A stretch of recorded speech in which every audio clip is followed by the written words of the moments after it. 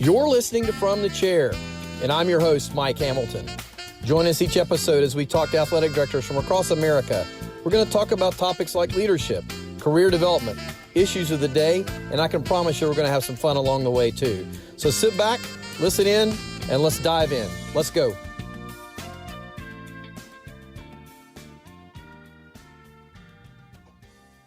Well, welcome into today's episode. It is a real honor to have today the Director of Athletics for the national champion Georgia Bulldogs.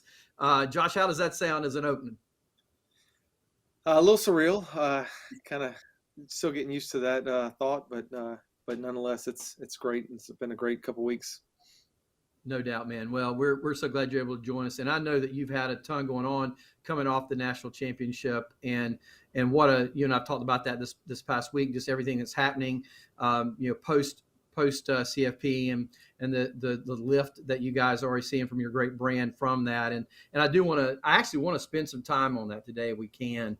I know that you have, your career started in the sport of football in the Southeastern Conference when you were at LSU as a student, and then, being at Louisiana Monroe, and then coming to Georgia, going back, becoming AD at Millsaps, and then coming back to Georgia, what was it, 11 or 12 years ago, I think. So, you've seen a lot of success at Georgia, particularly for a long time. So now to experience a national championship as the athletic director, I'm sure has been incredibly rewarding. Do talk a little bit about the CFP experience for you guys as an athletic department, how you experienced it as an athletic director, the win in Indianapolis just a few short days ago, and then what's been transpiring on your campus since. And we'll dive a little bit more in like the Fanatics experience, in terms of the souvenir sales and lift on development, all those kind of things. But let's talk first about your experience as an athletic director as you went through the CFP process and all the demands that places on an athletic director and an athletic program. Yeah, the first thought that comes to mind is you have to really relish these opportunities because none of them are promised or, given. You can't say, we'll be back here next year, whatever. Those are the hopes and goals, but you really want to cherish those opportunities just to make the playoffs because we all know how incredibly difficult it is just to get to the semifinals.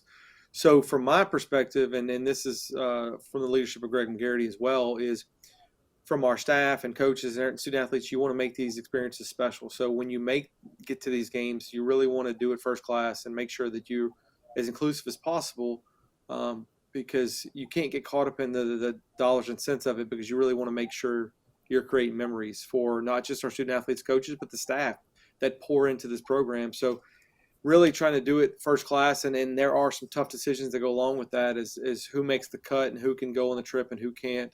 But you want to be as inclusive as possible because these are memories that you want to make. And I think it really stood out to us is when we were making tough decisions back in 2017 about the Rose Bowl was,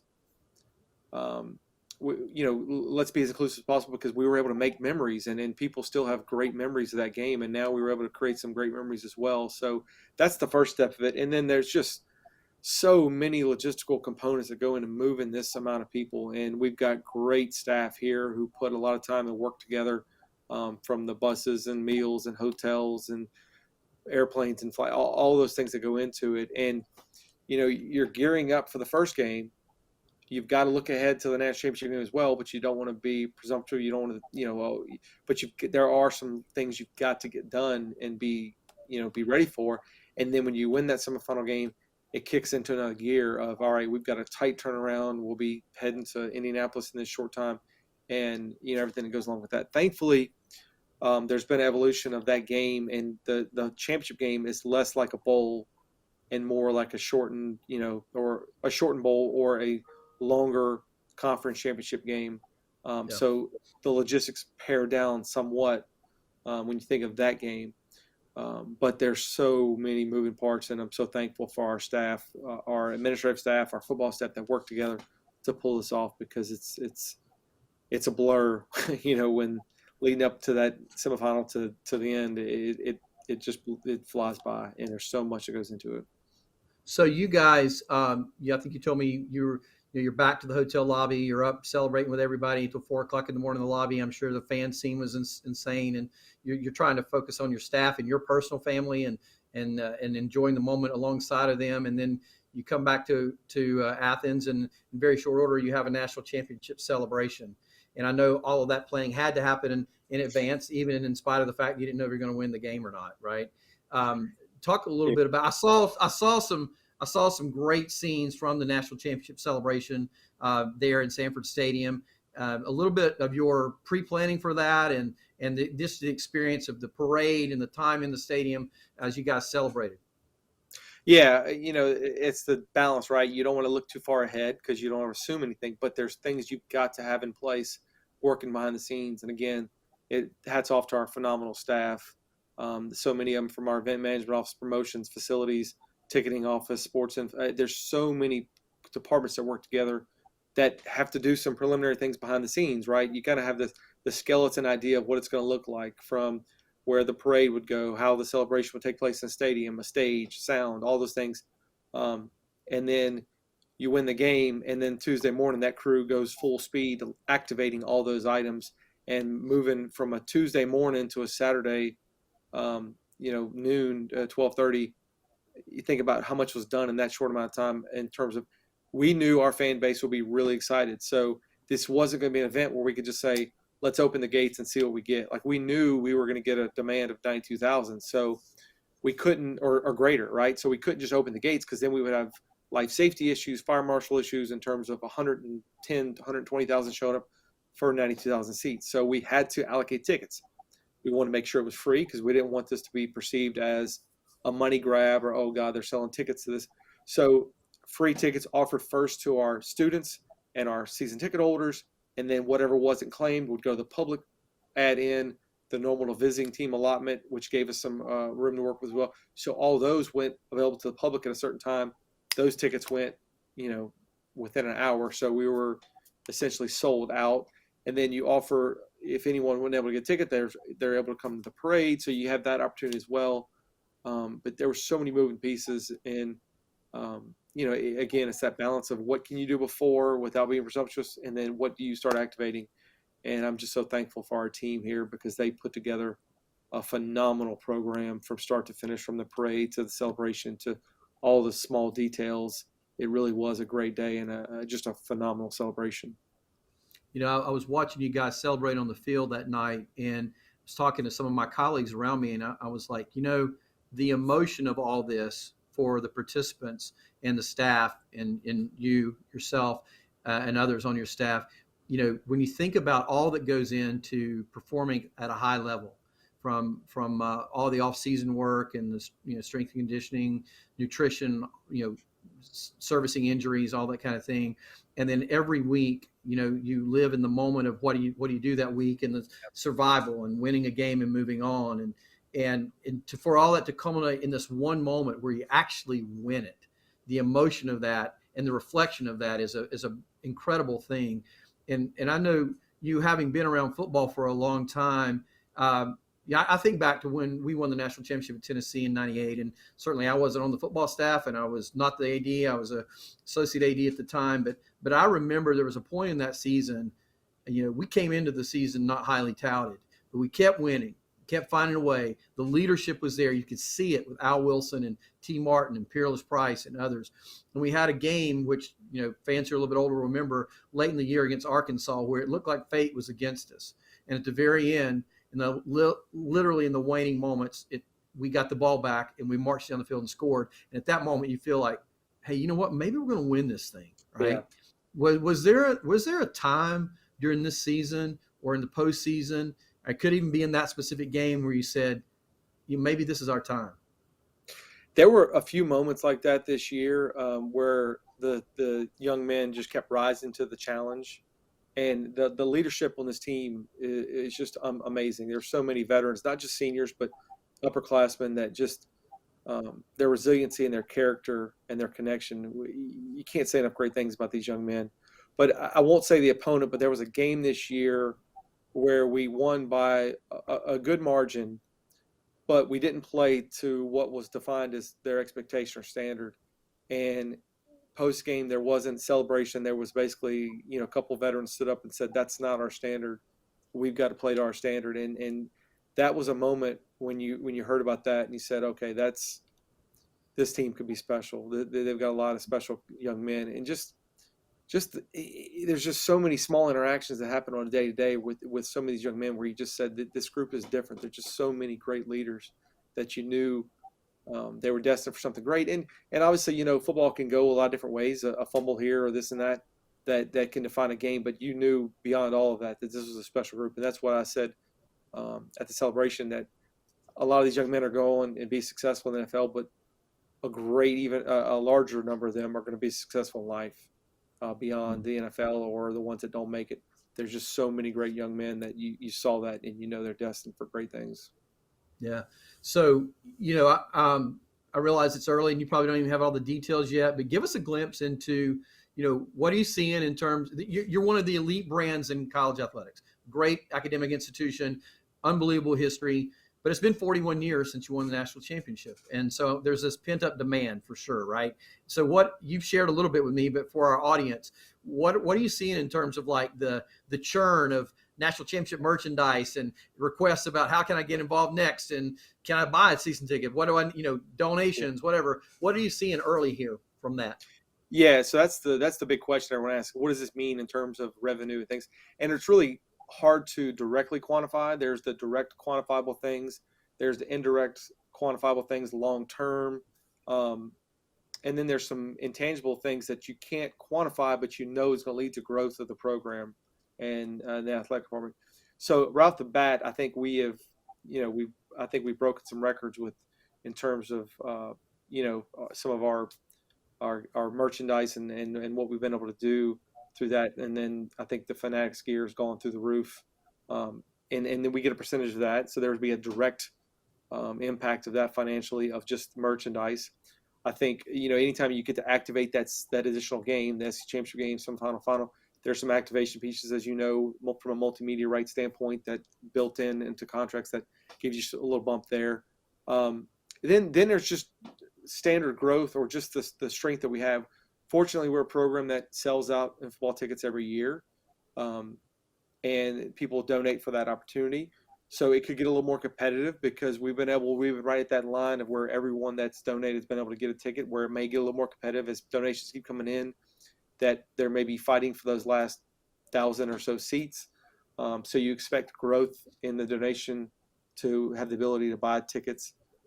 We've already, like I said, we've been sold out, so that's a moot point, but maybe there'll be that greater demand will lead over to some of the non-conference games that maybe don't always sell out, or when those visiting teams return those tickets, we'll be able to sell those a little faster than we've done in the past. But just that momentum and what it does for just donations and our ability to keep fundraising and keep building facilities is important, because we have been able to keep building without taking on new debt. We've been able to build with fundraising. So as we don't take on new debt and our debt service doesn't increase, that allows us to use more of that revenue to keep our operating budget going well, to allow us to support our student athletes. So it's just the accumulation of things. But and like I said, there's some that are direct, and then there's some that are indirect. But you can give a snapshots and times of what it means, but you'll be able to really look back in a few years and say this is what it meant in terms of revenue as you look at the impact over years to come.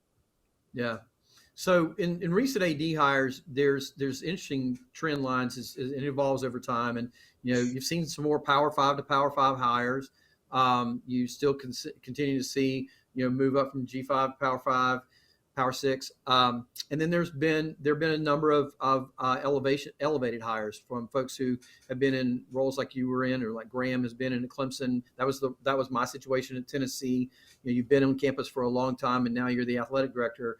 And one of the things that I think is interesting to talk about is Georgia is such a tradition-rich place, and I would say, you probably would tell me, and maybe you will, that culture is a large part of the Georgia success narrative, right? And so maintaining culture, growing culture, modifying culture. When you're the new athletic director, following folks who've been in the chair for a long time, Greg was there for a long time, Damon was there for a long time, Vince was certainly there for a long time. So now you're in this role, and you're taking the torch and you're running to the next stop. And I'm curious your view on, number one, Do you think that's one of the reasons you got the job, is for maintenance of culture at the University of Georgia? And then secondly, how do you view culture in the context of how you're going to lead? Yeah. So um, first off, just with I think maybe yeah, that probably was a big factor for me of getting this position was continuity, and a lot of the credit goes to Greg McGarity and President Moorhead and the staff they built here in athletics, because Greg built such a strong executive team. Our exec team is, to me, selfishly, and I'm favoritism, but I think I've got one of the strongest executive teams in the country. So where it was easier for me to transition into that role because I had such strong people, a strong team around me, that it was really me, just don't screw it up. He built such a great team, and the culture so great here, keeping that continuity going.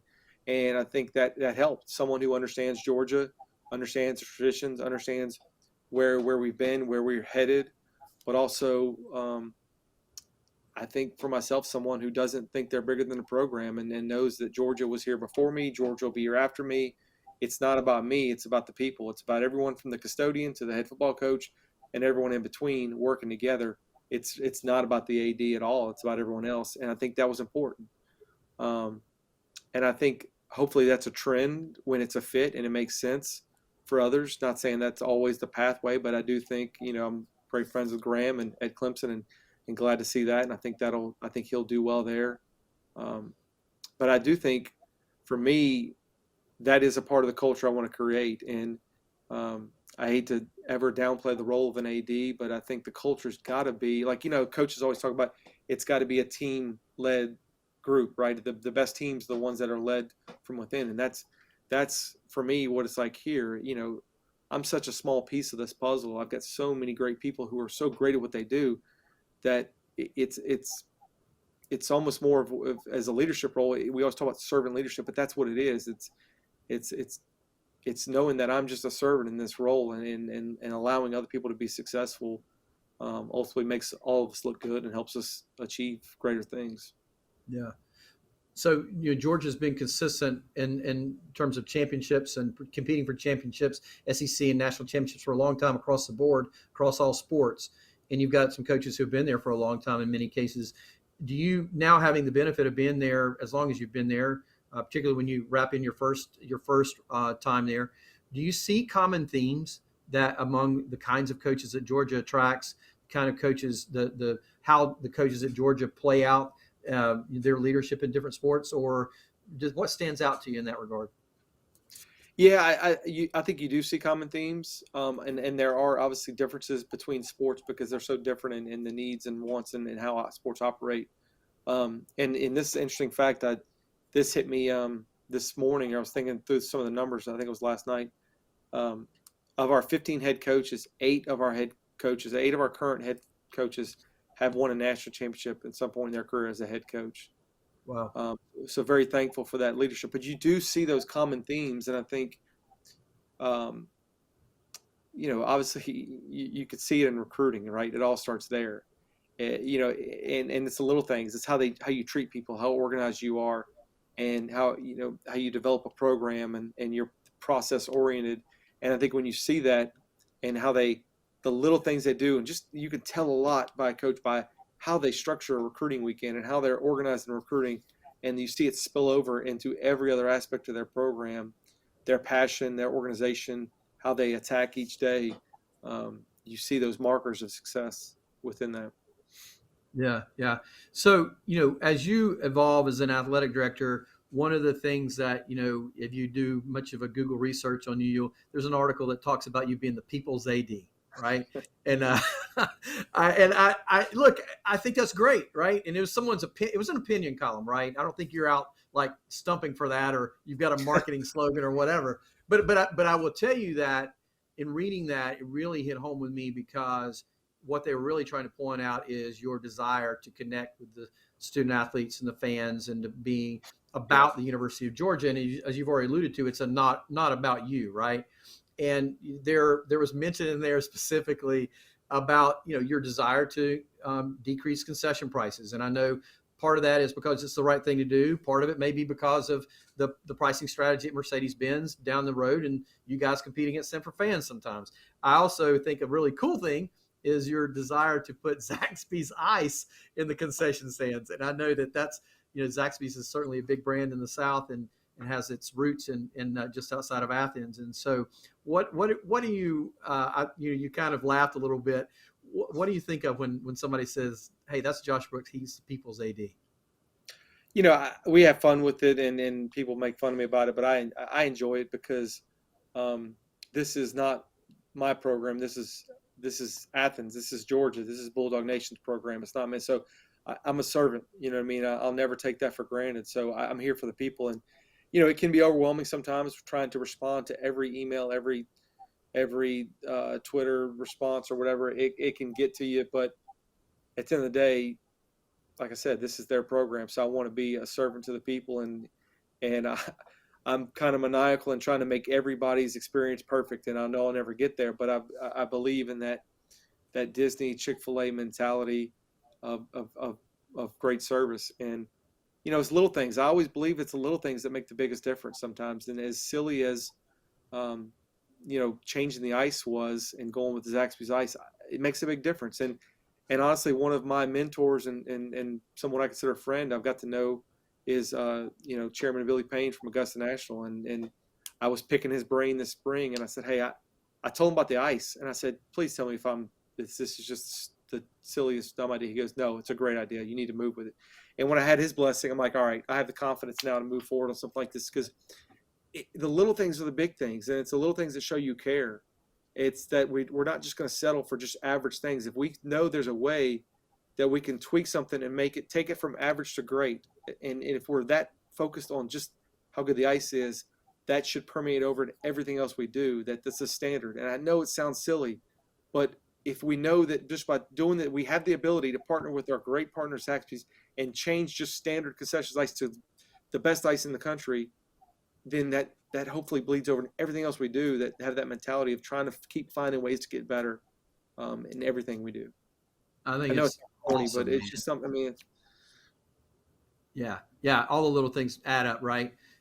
So the other thing I picked up on is, you posted a picture from the national championship game. I don't know if it was on stage or on the field or whatever, but you were sharing a moment with Nakobe Dean, and you mentioned in the tweet that you had the chance over the last couple of years to serve as sort of a mentor. You guys have a mentorship program, and I know that looks like different ways at different places or whatever. But to me, anyway, it highlighted this engagement with student athletes. Talk about that relationship that you've had there, and you actually mentioned in your tweet that you've learned more from him than vice versa, and I'd love to just unpack that for a minute. Yeah, so we've had a program here for a while where we match up staff members with student athletes, and I always try to claim anybody that's got a Louisiana or Mississippi connection. I always try to steal them as best I can. And Nakobe being from Horn Lake, Mississippi, I was like, I want the Mississippi guy. And man, it took 2 minutes for me to realize that he needed no mentorship from me. It became more of a friendship than a mentorship, because he's brilliant. He's a hard worker. He's got his head on straight, and he was one of the key reasons we were successful this year, his leadership. And he's going to get drafted in the first round and be a great NFL player. But again, he's a guy that's going to go on and do great things in life. And I'm just so thankful for the time I've had with him. And, we've got to spend a lot of time together along the pathway, and it's simple things, is just checking in, 5 minutes here, 5 minutes there, talk to him after practice, whatever it may be.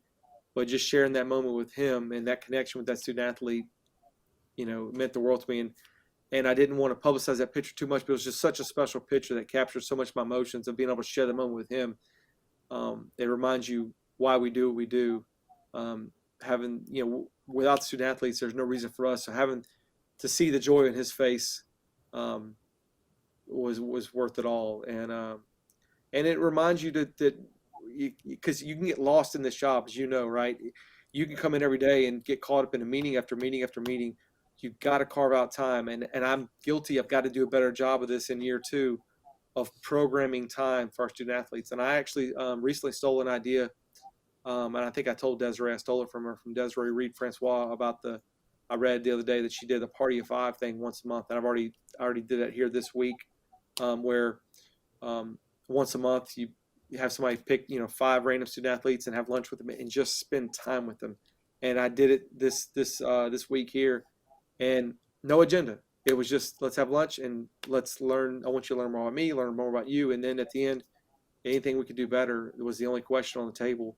Um, but man, you talk about that. It was an hour or a little bit over an hour, and I was like, man, this could have been 2 or 3 hours. I didn't want this to end, and I got to program that more because if you don't program those things, they won't happen. It's hard for them Yeah. to organically happen. So that was one of those things. An idea I stole, but an idea that I want to do more and more of. So, like, just going back to what we were talking about earlier, just they're the reason we're here. Those connections are important. They're fun. That they're what make it all worth it. And for me, it's so much more fun when you get to know the student athletes and then you go watch them compete and you know about them. It makes that experience so much more enjoyable. Getting to cheer them on and watch them do what they do. Yeah, I used to always I didn't do the lunches specifically like Desiree does and like you've started, but I tried to go to the training table and sit with a group every now and then, right? Just get my meal and go sit at their table. And I'm sure the first few times I did that, they were kind of freaked out about it, but you do learn a lot. And I did something where I would we had 260 employees I think at the time, and I actually pulled together coffees with different employees from different units. So a lot of times they didn't have that interaction, right? And so same type of thing there. Yeah, But that's something else I got to do a better job. That's the things that you get in a year two, you start to reflect and say, okay, a year just flew by and I had all these big things you wanted to do, but what I'm learning now more than ever is the year will fly by. You've got to program these things um, and just connecting with people and letting them talk to you and giving them your ear, even if there's things you can't control, things you can't change. Being accessible. We yeah, always say again, this is nothing new, but time is our most valuable resource. It's the one thing that you know we all have the same amount of. When you can give it to other people, it means a lot. Even if you can't solve every problem, right? But just giving them time to give them time to give you feedback. so I was at the University of Tennessee from 1992 to 2011, and so 10 years now gone by.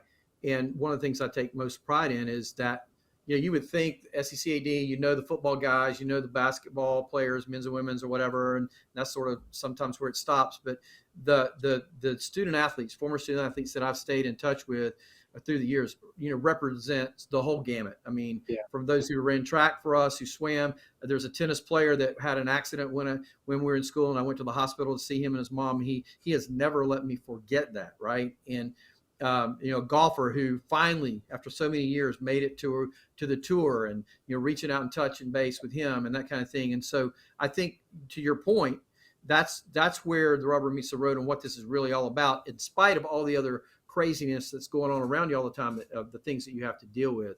And so I sense from you in the short time that we've known each other, that's going to be the kind of athletic director you're going to be. I'm curious. We had at a dinner table this past week in Indianapolis convention, some ADs sitting around, as you know, and we were talking about how do you engage with your teams, like on campus, game days. Do you go to the locker room? Do you not go to the locker room? Do you go to post game? Do you shake the hand of the coach before the game? That kind of thing. How do you want that part of your role to be in terms of engagement with your teams when they're in competition?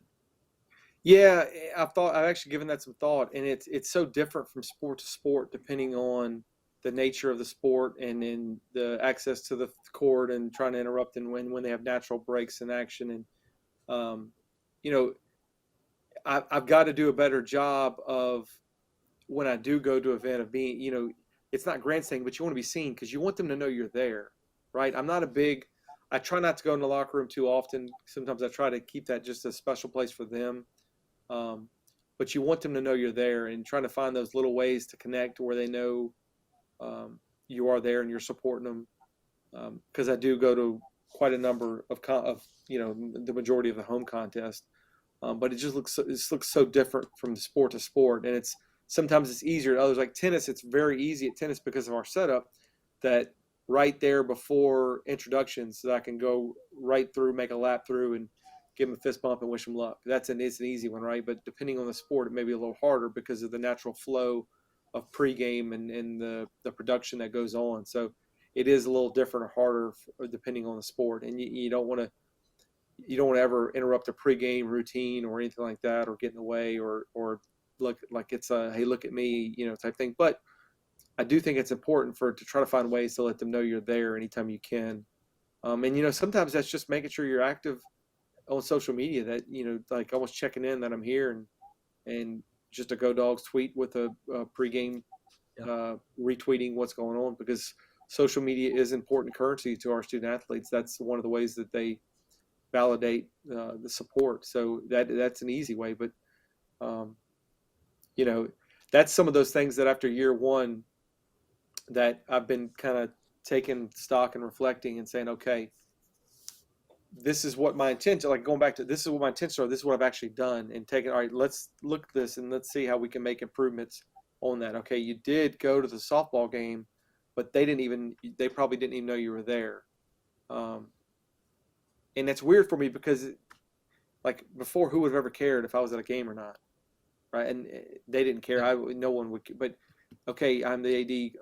Understand that responsibility. It is important to make a lap and go fist bump the players and shake the coach's hand and wish them luck before the game when you can. I do think those things are important. Yeah, I want to riff off that for a question, and then I've got a final question for you after that. So to that point, look, it'd be easy to say, and look, this may be unfair because you probably hadn't completely played this out, but it sounds like you've at least been toying with it. You've been drinking through a fire hose, right, the last year, and then now all of a sudden you won a national championship. You're just trying to survive the day along with COVID and all the other stuff that's going on, right? And so as you step back, if you were able to step back, which you will be able to do at some point, and you said, in addition to all the things that I have to handle professionally, what are the 2 or 3 things that I believe that going into the next 12 to 24 months are most critically important to me as an athletic director as I grow into this job to work on? What would that be? Yeah, I think we've hit on some of them.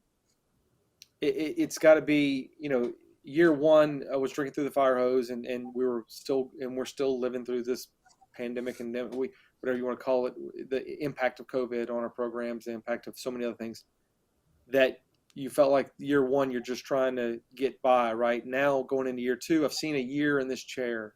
So now we've got to take and program more time. And I really started doing this more the summer of this last year, 6 months in, is spending time, programming time to be strategic with my exec staff and team, to start planning out things to where we're not just always being reactive. Got to be a little more proactive on things, because if, like we talked about earlier, if you're not careful, your day could get eaten up with meetings and solving problems all day long. But you've got to carve out times to be strategic and think long term, and think, okay, let's talk about this master plan. Let's talk about this master plan. Let's talk about all these components where it's not so reactionary. The other piece of that we talked about a little bit was being strategic about programming time to meet with staff and student athletes, and not just thinking it's organically going to happen. It may, but it's not going to happen at the rate or the amount you want if you don't program it. I think finding time for myself through this process, to where I've not done a good job of it, but I'm going to work very hard finding a time to get away and clear my mind. I think I was so focused on just go that I'm going to have to find some time here, maybe on spring break, maybe in the summer, to get a few days here to just unplug a little bit, and being okay with admitting that it's not a competition to see who can work the most of my days in a row, but being okay with stepping away for a little bit. Like I said, this place has been here before me. This place will be here after me. It's okay to step away. But yeah, I think just being overall, to encapsulate all that, is being more intentional about how my time is used, whether it's for personal, whether it's for getting to know student athletes or coaches or staff, or being strategic. All of that, it all fits into being more intentional with how my time is used. And that may mean saying no to more things, or saying no to this meeting or this request of something else. I heard a long time ago, someone said what they're most proud of is what they actually say no to, not what they do, but what they don't do. So just being more intentional and strategic about how I use my time. Yeah, that's great. Just real quickly, you've got 3 sons, 2 of whom are twins. One who at least one who has started to have a pretty successful track career, right? I know that you guys are in the middle of an adoption process. Are you finding time to be with your boys at this stage, or has that been one of your goals that you've got to continue to work on? That's actually one I am. I'm actually feel really good, proud of how that first year went. Given that, that was one of the things I thought about long and hard before I went after the position. Was if I take this job, I can't sacrifice my family, and I wouldn't. I told, after discussing with some friends and some colleagues, I made a decision that if I'm going to do this, I'm going to do it my way, and I'm going to do it in a way that won't sacrifice my family. Now, there's going to be sacrifices in terms of events I have to go to that they can't come, but I've been very intentional about, a football road trip. I'm either taking my wife or one of my 3 boys on a football trip. Every athletic event I can, 90% of the athletic events I go to, I've got either my wife or one of my 3 boys with me, and just tagging along. And I found as a father, sometimes it'll be 2 or sometimes it'll be all 3, but a lot of times I try to just have one with me at the event. I can have a lot better connection when it's just 1 or 2, but not trying to spread myself too thin, but where I can get some one-on-one time. That's actually something I've been proud about, how we've been able to manage it. My wife's been great.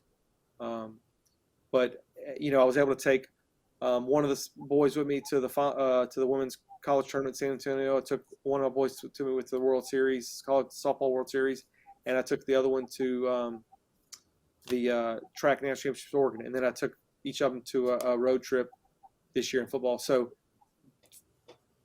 that's one of the things I feel really good about the programming, and I'm going to continue to keep working on that and keep that in the fold.